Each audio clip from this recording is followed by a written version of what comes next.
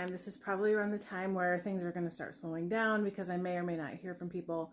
Some people do have timelines that are really long. So like they may not even get back to me for like 8 weeks if they get back at all. So I do have alarms, well, alarms, like notifications set on these agents at these specific times just to make sure that I'm keeping on top of it.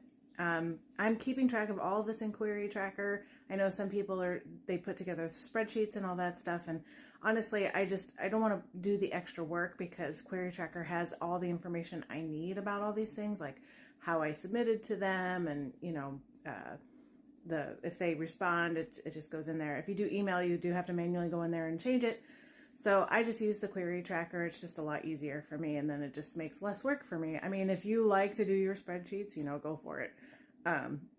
I thought about doing it, but I was just like, I got other things that I gotta track, so I'm just like, I'm gonna leave that. So anyway, I don't have a ton of update today. I haven't received any full requests or anything like that. So, I mean, fingers crossed, maybe sometime soon. I don't know. I know this process is long. I will say that this is probably the easiest part of it because once you do get an agent, then your book goes on submission. So they're trying to sell your book to the publishers, and that is like a long time from what I understand. I do have a friend that is in that process right now, and it just takes a while. So anyway, that's all I've got today. Hopefully next week is better. Today in the US is a holiday, so I may not hear anything at all. Typically I hear on Mondays and Fridays because when, agents are going through their email lists or whatever, or doing bulk. Oh, I did want to mention that in Query Tracker, you can look up an agent's query timeline.